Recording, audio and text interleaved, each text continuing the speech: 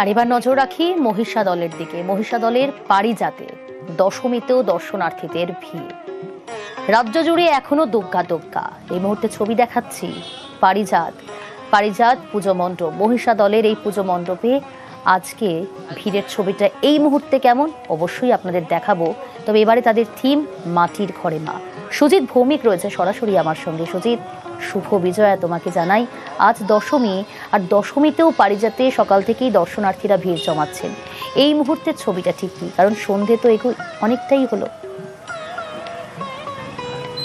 দেখো, বৃষ্টি কিন্তু প্রচণ্ড হচ্ছে এবং তার মধ্যে কেমন ভিড়, কেমন দর্শনার্থী পারিজাতের মণ্ডপে, সেটা প্রথমে পিন্টুকে বলবো দেখিয়ে নিতে, এবং একই সঙ্গে দেখাবো মাটির ঘরে মা যারা থিম করেছেন তাদের এই যে দেওয়ালের ছবিগুলো দেখাও, সেখানে দেখবে পুরো মাটির ঘর।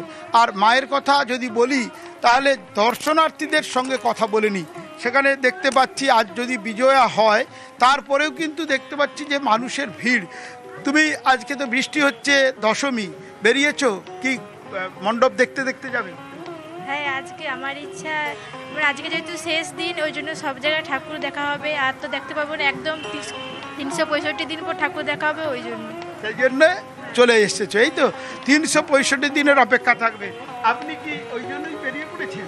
হ্যাঁ, ঠাকুর দেখার জন্য বেরিয়ে পড়েছি। আচ্ছা, কোথায় কোথায় দেখবে? এই মহিষা দলে। হ্যাঁ, কতগুলো ঠাকুর দেখার ইচ্ছে? যতগুলো আছে। বিষয় আজকে যে দশমী, সেই জন্য একটু মনটা খারাপ? হ্যাঁ, সে তো মন তো সবাইয়েরই খারাপ হবে। দেখো, মন তো সবারই খারাপ, তারই মধ্যে আনন্দ মুখে অনেকে এসেছেন। কি আজকে তো দশমী, বেরিয়ে পড়েছেন? হ্যাঁ। বেরিয়ে কি দেখছেন, কোথায়? এখানে মণ্ডপে ঠাকুর দেখছি, খুব ভালো লাগছে, খুব আনন্দ হচ্ছে। হ্যাঁ, বৃষ্টি তো প্রচুর। হ্যাঁ, বৃষ্টি পড়ছে, কিন্তু বছরের মধ্যে তো একদিনই আসতে হয়। একবারই আসে মাকে, তো মাকে দেখতেই হবে। খুব সুন্দর, খুব সুন্দর। এবং দেখতে পাচ্ছ মানুষের কথা শুনতে পেলে, এবং মণ্ডপ দেখালাম, সেখানেই কিন্তু ফুটিয়ে তোলা হয়েছে মাটির ঘরে মা, এবং যারা উদ্যোক্তা তারা কিন্তু কসরত করেছেন। আসলে এবারে বৃষ্টিটা এত বেশি হচ্ছে, তার ফলে কসরত করতে হচ্ছে। এবং ছবি দেখাবো, দেখো রাস্তাতেও দেখা যাচ্ছে মানুষের ভিড় রয়েছে প্রিয়াঙ্কা, এবং মানুষ দল বেঁধে দেখছেন।